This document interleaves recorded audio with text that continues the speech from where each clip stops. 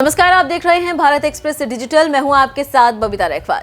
केरल की वायनाड सीट से कांग्रेस ने प्रियंका गांधी को चुनावी मैदान में उतारा है। प्रियंका इस सीट से डेब्यू करने जा रही है। हाल ही में हुए लोकसभा चुनाव में राहुल गांधी ने 2 सीटों से जीत दर्ज की थी, जिसमें रायबरेली और वायनाड थी। नियमों के तहत एक सीट छोड़नी थी, जिसमें वायनाड सीट को राहुल ने खाली किया था। अब हो रहे उपचुनाव में प्रियंका को मैदान में उतारकर कांग्रेस ने एक तीर से कई निशाने लगाए हैं। पिछले आंकड़ों को देखें तो कांग्रेस की नैया जब डूबी है, दक्षिण ने ही पार लगाई है। इसलिए पार्टी के लिए दक्षिण बेहद अहम है, जिसे यूं ही नहीं छोड़ना चाहती थी। इसलिए पार्टी ने प्रियंका को वहां भेजा। वहीं अगर इस सीट से प्रियंका जीतती है तो ऐसा पहली बार होगा जब नेहरू गांधी परिवार के 3 सदस्य एक साथ संसद में होंगे। वहीं वायनाड उपचुनाव के लिए अपने नाम की घोषणा के बाद प्रियंका ने कहा था, मैं बिल्कुल भी नर्वस नहीं हूं। मैं वायनाड का प्रतिनिधित्व करने में सक्षम होने के लिए खुश हूं। मैं बस इतना कहूंगी कि मैं उन्हें राहुल की कमी महसूस नहीं होने दूंगी।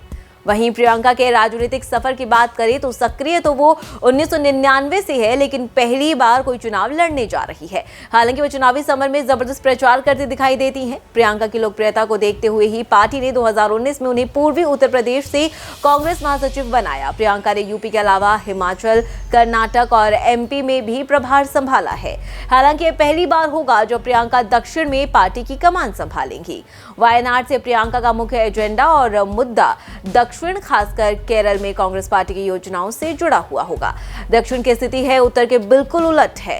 देश के उत्तरी राज्यों में बीजेपी बेहतर स्थिति में है, वहीं कांग्रेस पहले से ही दक्षिण में 3 राज्यों में सरकारों में मौजूद है। कांग्रेस कर्नाटक और तेलंगाना में सत्ता में है। अपने सहयोगी डीएमके के साथ तमिलनाडु पर भी शासन करती है। प्रियंका गांधी वाड्रा को वायनाड से चुनाव लड़ाने का कांग्रेस का फैसला इस बात का संकेत है कि गांधी परिवार दक्षिण भारत में इस लोकसभा सीट को अपना गढ़ मानता है। इस सीट को केंद्र में रखकर पार्टी को हाल के लोकसभा चुनावों में 42 सीटें मिली हैं।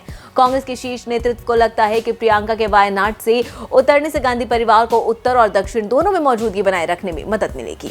वहीं वायनाड सीट पर समीकरणों की बात करें तो इंडिया स्टेट इलेक्शन के आंकड़ों के मुताबिक वायनाड लोकसभा सीट पर 40% मुस्लिम वोटर हैं। वहीं सीट पर 40% हिंदू मतदाता भी हैं।